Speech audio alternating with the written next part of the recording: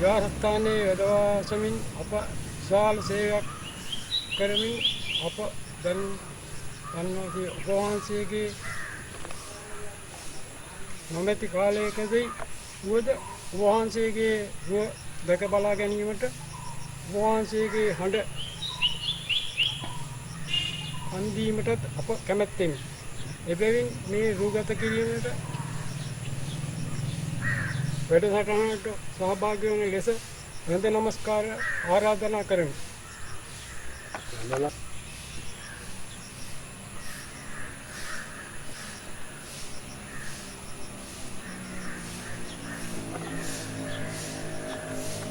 ගෞරවනීය ස්වාමීන් වහන්සේ මෙම විහාරස්ථානයට පැමිණියේ කුමන වර්ෂයකද? මම මේ පන්සලට මේ භූමියට පැමිණියේ 1938 වර්ෂයේ වස් කාලේ. ස්වාමීන් වහන්සේ පැවිදි වීමට පත් වුණේ මොන වර්ෂයේද? 1927 දෙසැම්බර් මාසේ 27 වෙනිදා මම පැවිදිකමට පත් වුණේ. වේයන්ගොඩ ශ්‍රී නාගේන්ද්‍රාරාමයේදී ප්‍රතිවේදා වැඩ හිටපු අපේ ලොකු ස්වාමීන් වහන්සේ මහගම ගරු ගුණසිරි සිතාරබ්බ ස්වාමීපාදයන් වහන්සේ ළඟට වහන්සේ අධ්‍යාපනය ලබා ගත්තේ කොහේදීද? අධ්‍යාපන මූලික අධ්‍යාපනයේ ගෙදර ඉන්න කාලේ ඉස්කෝලෙන් ලැබුවා මඩම් පැල්ල තිබිච්ච ඉස්කෝලේ. ඊට පස්සේ ඒ අංගොඩ නාගේන්ද්‍රාරාමේ මේ විද්‍යා නාග පිරිවෙන කියලා පිරිවෙනක් තිබුණා. ඒ පිරිවෙන දැනටත් පවත්වන අලුතෙන් ඒ පිරිවෙනේ ඉගෙන ගත්තා. පස්සේ කොළඹ වාලිකා ගන්නේ විද්‍යානන්ද විද්‍යෝදය පිරිවෙනේ අධ්‍යාපනය ලැබුවා.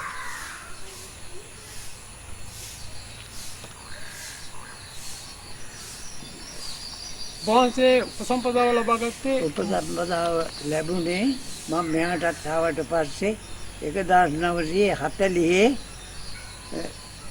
මේ විද්‍යානන්ද පිරිවෙනේ වැඩ හිටපු අපේ ධම්මසිද්ධි මහානායක ස්වාමීන් වහන්සේගේ මහානායක ස්වාමීන් වහන්සේගේ මූලිකත්වයෙන් පවත්වපු උපාධ්‍යායත්වයෙන් පවත්වපු අවස්ථාවේ කැලණිගගේ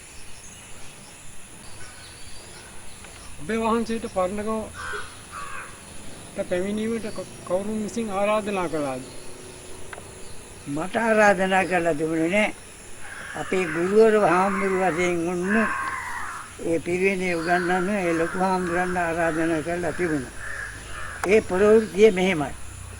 මේ ස්ථානේ අරගෙන තියෙන්නේ 1922 මේ ඒ කාලේ ප්‍රභූවරයෙක් හැටියට ජාතික ආගමික හැඟීම් ඇතුව මේ පළාතම වාගේ ප්‍රසිද්ධව හිටපු මහගෙදර මහත්තයා යාට කියන්නේ බුද්ධදාස කියලා. එතුමාගේ ප්‍රධානත්වයෙන් තව 10 දෙනෙකුගේ ආධාර උපකාරය ඇතුව මේ ස්ථානේ අරගෙන තිබිලා තියෙනවා 1922 පන්සලක් හදන්න. පොඩි චූටි ඉඩම් කෑල්ලක්. මේ ස්ථානේ 1927 හාමුදුරු වස් වැසෙව්වා.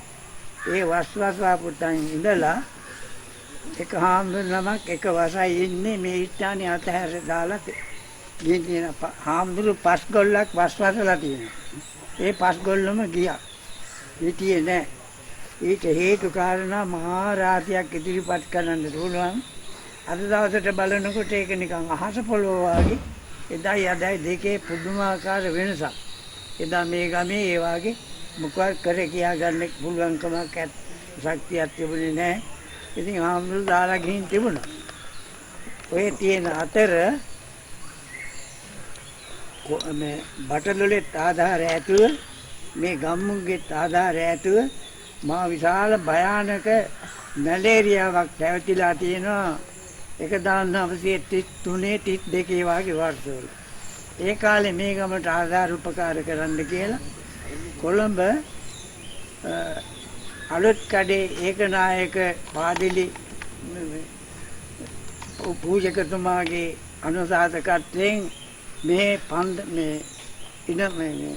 පන්දරට ළඟ ඌ ශබ්දයක් විතර ඇහෙන් ඉඩමක් අරගෙන ඒ මහජන සහන කටයුතු එතනින් සිද්ධ කෙරෙමින් තිබිලා තියෙනවා. මගේ තොරතුරු හුඟක් දුරට දන්නවා. ඒ අතර මේ පන්සලවල් බිහි වෙලා තිබුණා. ඒ තිබිච්ච අවස්ථාවේ ඉතින් මේ නාගොල්ලේ මහගෙදර කියලා ගම් දෙකක් තිබුණා ප්‍රසිද්ධ. ඒ දෙගොල්ලන්ගේ ආරාධනාවෙන් මේ පන්සලේ තිබිච්ච බඩමුට්ටුවාගේ කාල් පන්දෙනි අපේ පන්සලක් තිබුණා.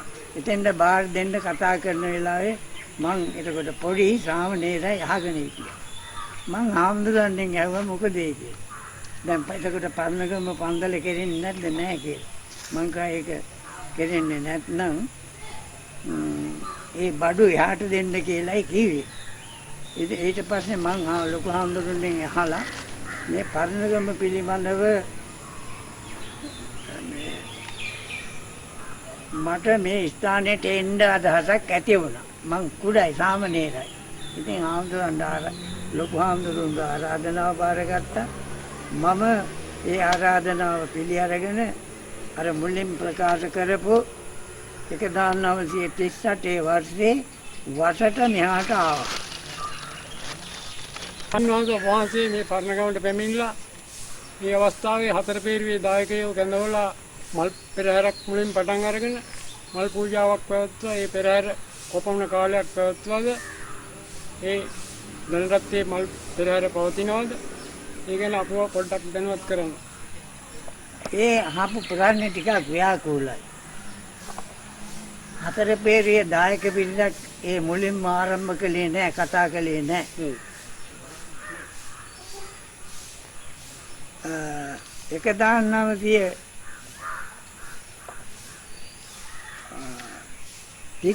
වස්වසලා ඔය අතර කාලේ තුන 38 39 වගේ අවස්ථාවේ මම කල්පනා කළා මේ විසක් පොයක් දවසේ නාගොල්ලේ වෙද මහත්තයයි මායි මේ පන්සලේ හිටියා රෑ.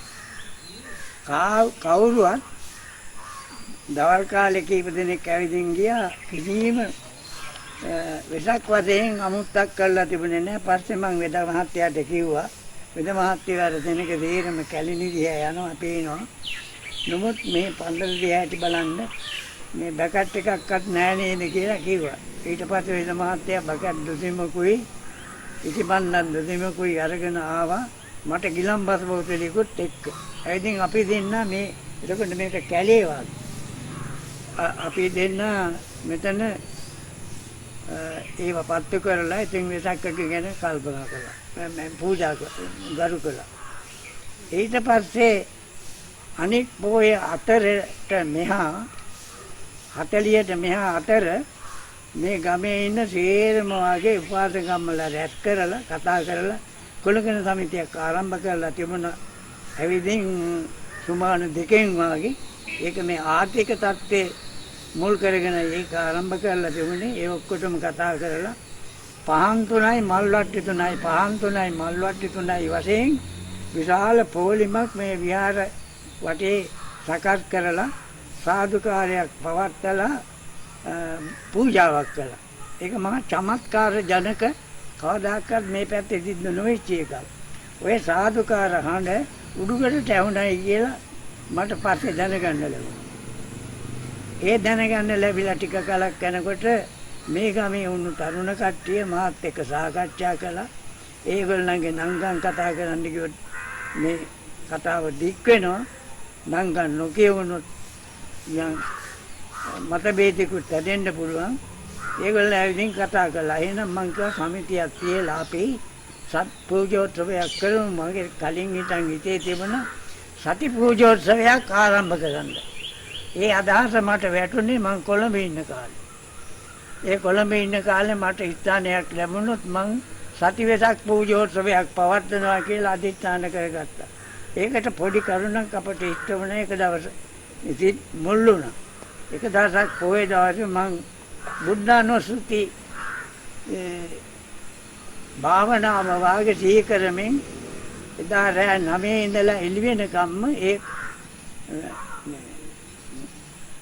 මේ තැම්පත් බුදුගුණ මෙනෙහි කළා. ඒකලේ බද්ධ පරියංකේ. උදේ එළි එනකම් මට ඒ නිින්ද එහෙමම තිබුණා. මේ ජනෙල් දොරවල් අරින සද්දෙට හැරුණා. මං කොහේ වුණාද කියන්න බැරි තරම් ලොකු ප්‍රීතියක් ඇති වුණා. ඒ ඇතිවෙච්චාම මං හිතුවා. ඒකලා මං මේ සිවුරු අරින්නේ නැහැ. කොහොම මට ඉත්තනයක් ලැබුණොත් මම සතියේසක් පූජෝත්සවයක් ආරම්භ කරනවා කියලා. ඒක මතක් වෙනකොට මට අදත් මගේ අදහස් වෙනස් වෙලා යනවා වාගේ. ඊට පස්සේ අර තරුණ බෞද්ධ සමිතියේ කොණ්ඩේති ගණනාවකට යටත් ආරම්භ කළා. ඒ ආරම්භ කරලා ඒ කොණ්ඩේති තමයි ඒගොල්ල වෙසක් වෙනකොට මේ විහාරස්ථානයේ පුළුවන් තරමකින් ඒ තරම් සුද්ධ කරන්න තිබුණේ බොහොම චුට්ටයි තිබුණේ. සුද්ධ පවිත්‍ර කරලා සැරසිලි කරලා ඒ වංගාකාරියක් එදා සිද්ධ කළේ ගොක්කතු වලින් නේ. ඉතින් එහෙම සුද්ධ පවිත්‍ර කරලා පොය හෙටනම් ඔක්කොම වැඩ නිම කරලා පොයට සමිතිය සිල් ගන්න ඕනේ.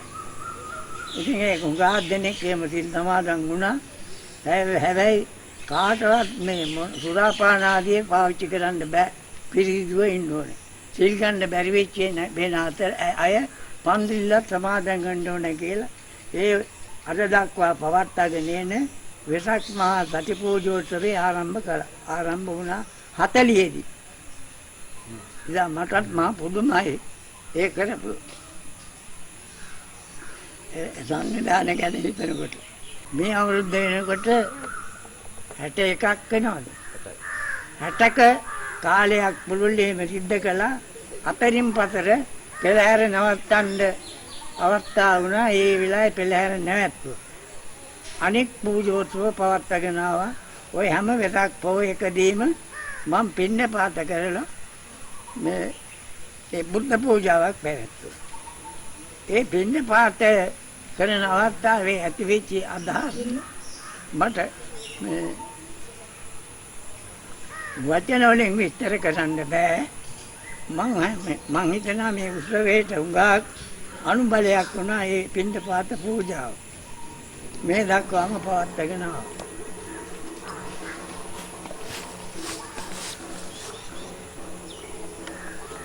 හරි.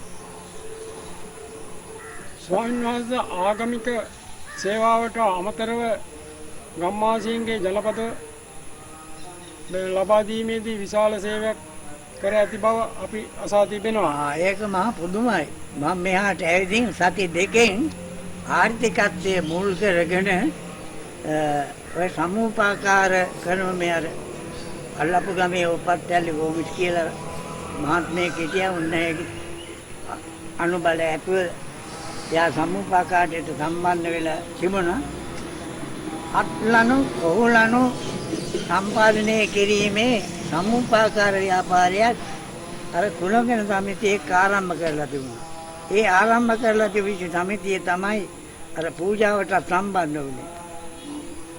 ආර්ථික තත්ත්වය පිළිබඳව මම විශේෂයෙන් බැලුවා. ගම දිහා බලාපුවාම තිබුණේ මේ සිංහල වල සෙවිලි කරපු ගෙවල් දෙකක්. තව ගේක තිබුණා භාගයක් දෙකයි. අනෙක් ඒවා සේරම කටු මැටි වෙච්ටි. රැකී රත්තා මොකවත් නැහැ. ඔය මුගා කට්ටිය වටින් පිටින් ඒ වෙලාවට සිද්ධ කෙරෙන මහන්සියෙන් ලබා ගන්න යන් දෙකකින් ජීවත් වෙන තරමට වැටිලා තිබුණා. ඊට පස්සේ මම කල්පනා කරගෙන ගියා පන්දලත් ඕනේ. ඊට වඩා මේ පන්දලත් ගමන් නගා හිටලා ගන්න නම් පුළුවන් වෙන්නේ මේ ආර්ථිකත්වයේ ආදී අදහස් මේ කරගෙන යන්න ඕනේ කියලා. එහෙම පස්සේ සමිතියට මතක් කරපුවම ගමනුතරණ බෞද්ධ සමිතියට ඒගොල්ලත් ඒකට එකඟ වුණා. පුජ්‍යලික කොහුවල රේමී හදලා අතින් කොහු කලලා හොඳ ලන්මුනි ස්වාධනය කරලා ඒවත් ඔක වශයෙන් කොළඹට යවලා වැඩි මිලක් ලබා දෙන්න ඕන කියලා. ආයේ තව මුදල් ගන්න දෙන්නේ මේ ගණන් කිරීමේ සමුපාකාරයකුත් ආරම්භ කළා. ඊළඟට සෑහෙන විදිහට මේක මහා පැත්තක කැලි ඔය බණමඩුව මේ ශාලාවටත් මෙතන යාරිරත් අතර වල්බෙන් නිපදලා තිබුණා. ඔතන තමයි එදා මේ රුක්මලේ කියන එකේ මේ හරක් මරලා තියෙන්නේ. දවල් අර යන්නේ කජු ගහක් තිබුණා. එතන තමයි ඌරන් කපලා තියෙන්නේ. මේක මේ රෝම් පිටණියක් වගේ ඇටියට එක්තරා විදියක ඉඳත් බය හිතෙනවා. මායි තව නමකෝ හිටියේ. ඉතින් අපි ආරක්ෂාවට නිදා කියා ගන්නත් ආයේ එනවා.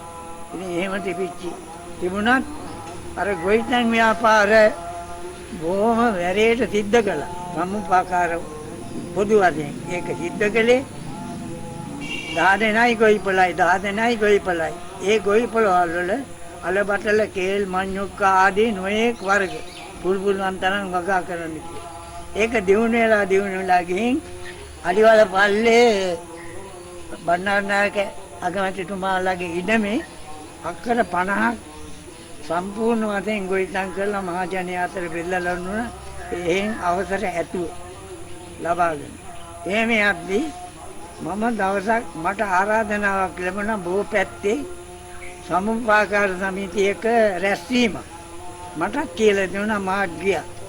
ඒ රැස්වීමට ඇවිදින් තිබුණා ධම්මාල හේනේ තියෙන ධම්මාලෝක හාමුදුරුවෝ.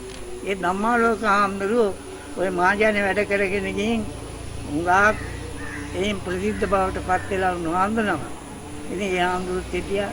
එතෙන්දී හම්බ වුණා ගුණදේකර කියලා මහත්තයෙක්.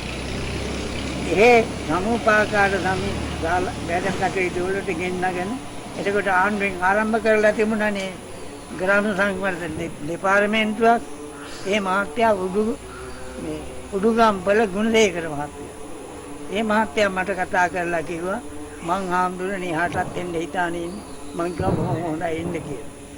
ඔයිට මුලින්ම මේ මම මෙතන හිටියේ අඹගහමුල පොඩි පැල්පතක ඇට්ඩි බණ්ඩාර නායකතුමා මන්ත්‍රීතුමා එතකොට ළමා වයසේ අපි දෙන්නට එක හා සමාන වයස තියෙනවා දැනට. හැමදාම මෙහාට එනවා. ඇයිද මේ සංඝාර වැඩ කටයුතු පිළිබඳව අහනවා. එතුමාගේ මේ ස්ථානයට ලැබිච්ච ආධාරයේ මුදල් වශයෙන් ලක්ෂ ගණනක ආධාර උපකාර වශයෙන් නොයෙක් විදිහේ. ඉතින් එතුමා ප්‍රකාශ කරලා තියෙනවා එතුමාගේ ජාතික වැඩ පිළිබඳව මේ ගුරුහරුකම් සියල්ලක් ලැබුණේ මෙහෙන් කියලා. කීප සැරයක් මම අහලත් තියෙනවා. අන්න ඒකත් අපි මුලින්ම මොම කෙලෙගුණ දැක්වීමෙන් සිහිපත් කළ යුතු එකක්. කරුණා. ඉතින් එහෙම ගිහින් අර ගුණදේකර මහත්තයලා මේ විදිහින් ඔය අර මේ පල්ලියක් වශයෙන් වැඩ කරන්න ආරම්භ කරලා තිබුණු ඒ ඉඩමේ පදිංචි කාර්යාලය වශයෙන් පාවිච්චි කළා. ඒ කාලේ එනකොට මාත් ඒකට සම්බන්ධ වෙලා එතෙන්ට ගියා. එතෙන්ට ගිහින් අපි ඒ වෙලාවට සාකච්ඡා කරගත්ත ආර්ථික, ආගමික, සමාජික, කායික, මානසික ආදී වැඩ කටයුතු පහක් සාමාන්‍යයෙන් මේ ගම්වලට අවශ්‍යයි. ඒ ගම් ඉදිරියට ගන්න කියලා ඒව ආරම්භ කළා. ආරම්භ කරලා සමහර වෙලාවක පාදිලිතුමා ශාලාවේ හිටියා. මං අර සියමලා ගහයට ඒ රැක්කෙන් තියාගෙන වැඩ කරගෙන ගියා. ඒ වැඩ කරගෙන යන කාලේ සුද්ධම විලාසයකින් රෑ දවල් නොබලා අපි ඒ වැඩ කළා. ආර්ථිකත්වයේ නගා හිටවීමට කෝ කර්මාන්තේ, රෙදි කර්මාන්ත, සබන් කර්මාන්ත ආරම්භ කළා. සමුපාකාර කඩ ආරම්භ කළා. එහෙම ආරම්භ කරගෙන දිගට හරහාට දැන් අපි සිද්ධ කරගෙන ගියේම මේ සංවර්ධනය. ඇත්ත වශයෙන් තියෙනවා නම් මට මතකයි එදා මේ සිවුරක් මගේ සුදු වෙලා තිබුණා. ඔබේදී දැන් ඒව මතක් කරනකොට බොහොම සන්තෝෂදායක තත්ත්වයක්. ඉතින් ඒ ප්‍රගතිය කියනවා නම් මෙන්න මේම කියන්න පුළුවන්. මේ ලංකාවේ ග්‍රාම සංවර්ධන බලන්න විදේශීය රටවලින් ආවා. එංගලන්තෙන් ආවා ස්මිත් කියලා පත්‍ර වාර්තාකාරයෙක්. ඉන්දියාවෙන් ආවා මයිසූර් මහරජතුමාගේ මේ ඥාතියෙක් වන මහත්තයෙක්. මේ ඇමරිකාවෙන් ඇවිල්ලා තියෙනවා කින්ස් කියලා සමාජ විශේෂඥයෙක්. ඒගොල්ලත් ආවේ පන්දලට ඇවිදින් මම මේ හැමතැනමත් ඇවිදලා ගම හැමතැනමත් ඇවිදලා මධ්‍යස්ථානයේ රැස්වීමක් තිබ්බා. ඒ රැස්වීමක් තියාපු වෙලාවේ විශාල මං සෙනඟට පුහුණුවක් දීලා තිබුණා. ඔයගොල්ල අර විදේශිකයන් ආපුවාම බලන්න කැමති ඇති. ඒ වුණත් කිසි කෙනෙක් කෙල්ලෙන්න එපා. තමන්ගේ වැඩවල යෙදෙන්න. ওই වෙලාවේ වෙසක් කරන බඳ හිටියා. අර ස්මිත් කියන මහත්තයා පොල්ලල් ලොකුත් අර තොනේ මෝඩිකේක. ඉතින් එහෙම ගිහින් රතුට වෙලා රැස්වීමක් තිබ්බා. ඒ රැස්වීම තිබ්බේ අපි හුඟක් එදා ගමේ යමක් දන්නන්නේ හග්ගෙඩිය. හග්ගෙඩිය මේ මහත්තරු ඇහුවා මෙන්න මේ වාගේ වෙලා වෙනකොට. හතරක් පවෙලා ඇහුවා කුහාම්දුනේ කෙනෙක් නැන්නේ මේ මහත්තයලාගෙන් අහලා. මං කා සෙනඟක් දකින්න ඕනද කියලා. ඔව් කිව්වා. ඔය හග්ගෙඩිය තොන්දරේ පෙමින්නේ කිව්වා. පිම්මා. වත්ත පිළිලා. ඒ මොකද මම ඒක කලින් හිතලා තිබුණා. දැන් මේ සෙනඟට බලන්නත් ඕනේ. මේ සංවිධානයේත් මෙහෙම යොදලා තිබුණා. ඒගොල්ල පුදුමයකටපත් වෙලා කිව්වා රාජ්‍යයක් ඇතුලේ ස්වරාජ්‍යයක් දැක්කා කියලා. ඒ තත්ත්වයට ගෙනාවා අර විදිහට විචි අවස්ථා. ඉතින් සමහර වෙලාවට ඔබට නොයේ මේ දේශපාලන අතින් පාරවල් වැදුණා. ඒ වැදිච්ච එකෙන් අපි අර කෝක කර්මාන්ත ශාලාව නැති වුණා. ඒකේ යන්ත්‍රය ඒව මෙව අරගෙන ගියා. එදා පාපිච්ච කර්මාන්තේ අපි අතින් හදාපු පාපිච්ච රුපියල් 75ට වික්කා. එතකොට මේ රුපියල් 2ක් හොයාගන්න බැරි දවසකට රුපියල් 2ක් හොයන්න බෑ. ඒ තරම් තත්ත්වයක ඉන්නේ නැද්දි ඒක ශාලාව නැත්තටම නැතිවා. ත්‍රිති කර්මාන්තේ දැන් හිටන් පවතිනවා. සදන් කර්මාන්තේ පරාක්‍රම ලකුණු සමිතිය කියලා ඒ සමිතිය මගින් ආරම්භ කළා. සමරකෝන් මහත්තයලා එන්නේ එතකොට ඒ දෙපාර්තමේන්තුවේ හිටිය සමරකෝන් නේද අර සින්දු කියන්නේ. ඒ මහත්මයලා මේ පිළිවෙල කරපු ගීය තමයි අද ලංකාවේ ජාතික ගීය වෙලා තියෙන්නේ. හැදුනේ කොහෙන්ද කියන කවුරුත් දන්නේ.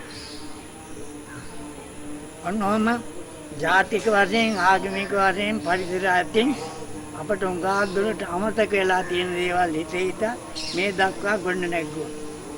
ඉතින් දැන් අද බලනකොට විශාල සේවයක් වගේ මට පේනවා.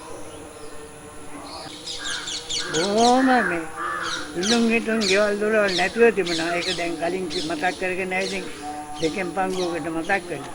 ඒ ඔක දැන් ඒක මෙවැනි ප්‍රශ්න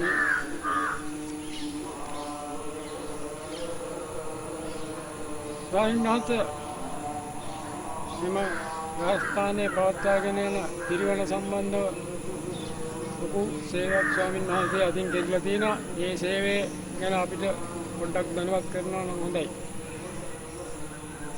ඉතින් එහෙම කරගෙන යනකොට මට කල්පනා වුණා කරුණු දෙකක්. සද්දානන්ද 64 දෙනෙක් මේ පිළිවෙල ආරම්භ කරන්න හේතුව.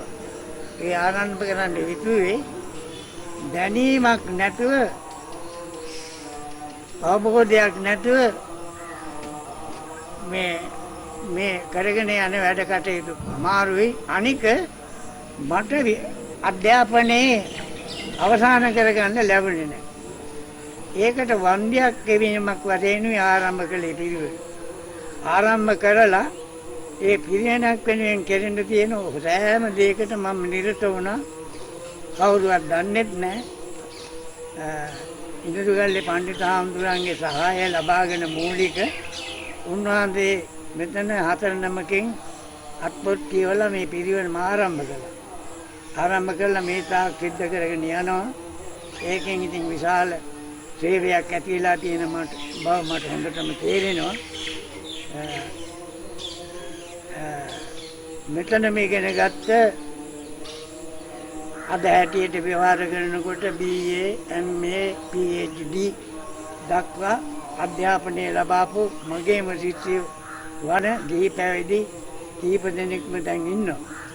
ඉතින් ඒ අතර මෙයා ලබාපු ප්‍රයෝජන අප්‍රමාණව තිබෙනවා. ඉතින් පිරිවෙනට හේතු වුණේ අර මට අධ්‍යාපනයක් දිගට කරගෙන යන්න බැරි වෙච්ච එකත් ඒ වගේම අධ්‍යාපනයක් අවශ්‍යව තිබිච්ච නිසා. විශේෂයෙන් මතක් කරන්න ඕනේ මේ මේරිලෑන්ඩ් රට කියන ඉඩම අරගෙන එක්කෙනාට අක්කරයයි ගයයි බෙදලා දීලා අර මේ ජනගහනේ පිළිබඳව නිවාස ආඩුව තිබිච්ච එකට වැඩ කරන්න ලැබුණා. ඔය අතර තව මෙයන් ඉඳන් කෑල්ලක් අක්කර 25ක අරගෙන ඒකෙන් ඒ අක්කර 25 තුනට කඩලා දෙන්න ලැබුණා. තව පදවියට යවුවා මේ ගමෙන් පවුල් 25ක්. ඒගොල්ලෝ අද හොඳ දියුණුවක් ලබා ගන්නවා. ඉතින් මේ තේරෙම කරුණු ගැන හිතනවා නම් මේක විශාල පොතක් ලියන්න තරම් කරුණු. ඒ කියන්නේ මේ දැන් මතක තියෙන්නේ මේ සෑහෙන කෙටි වාර්තා තිබුණා. ඒ වාර්තා දැන් මන් ළඟ නැහැ. හරිසියෙම වාගේ අර මධ්‍යස්ථානයේ තිබෙන නැති වුණා. තා වැදගත් දෙයක් තමයි ඒ අර ඒකනායක පාදිලිතුමාගේ ඉඩම පූර්ණ වශයෙන්ම දැන් ආණ්ඩුවේ සහාය ඇතුව රෝමෙටත් ගියලා ඒක මහජන සන්තක අපේ රටේ ඉඩමක් මේ අපේ බුදු ඉදමක් ඇටියට අද දක්වා පවත්වාගෙන එනවා. දැන් ඒ අර සමහර විටක එතුමන්ලා පල්ලියක් හදන්න ඇති. මගේ ගැන විරුද්ධයක් නැහැ. පූජක හැම කෙනෙකුටම අයිතියක් තියෙනවා තමන්ගේ ආගමේ ස්ථාන දියුණු කරන්න. මටත් තියෙනවා. මාත් පූජකයෙක්. ඉතින් ඒ වුණත් එතුමාට නැවත නැවතත් අපි පුරුදු වෙනවා. බටගොල්ලෙන්ගේ ඉඩම අරගෙන දුන්න ඔබේ දේකන මාත්‍ය. එතුමන්ලා අපි එක කිසිම අමුත්තක් නැහැ. දැනුත් අපේ ඒගොල්ලෝ යනවා එනවා යන අවස්ථාවල් වල. ඉතින් ඒ සෑම සියලු දෙනාටම මේ විස්තරේ බොහොම දිගයි කෙටියෙන් මතක් කරලා ගම්මාදී මේ කටයුතු වලට සහාය දීපු ලොකු කුඩ හැම කෙනෙකුට ඒ වගේම සදාකාලිකම මතක් වෙන ඒ ගැමුණු බෞද්ධ සමිතියේ සමාජිකයින්වත් දැන් එයින් ජීවත් වෙනා ඉන්නවා නම් බොහොම ටිකයි මම තමයි ජීවත් වෙන්නේ. ඉතින් මට දැන් 91ක් විතර වයස වුණා. මේවා මේ කල්පනාවේ අර්ථය තියෙන ඒවා ටික ටික ඉදිරියට උකලේ. ඒ නිසා මේ සූදානම් කරපු මේ අදහස් කරපු අපේ මුතුකල මහත්මයා ඒ වගේම මේ පිරිවෙනේම ආචාර්යවරයෙක් ඇටියට ඔය ජයදීන මහත්මයාලා ඇතුළු ඒ සියලුම දෙනාට මෙලොව පරලොව ජයග්‍රහණයත් අවසනේ තෙරුවන් සරණින් සියලු දෙනාට යාපතක් අපි බලාපොරොත්තු වන සංසාරේ විමුක්තියත් පොදු සියලු දෙනාට මේකේ ලැබේවා කියලා ප්‍රාර්ථනා කරමින් මම මගේ දැනුම් දීම මෙයින් අවසන් කරනවා. ගෞරවනීය ස්වාමීන් වහන්සේ මේ වැඩසටහනට සහභාගී වීම ගැන ප්‍රඥ වෙමි. ඒ අතර වහන්සේට දීර්ඝායු පතමි.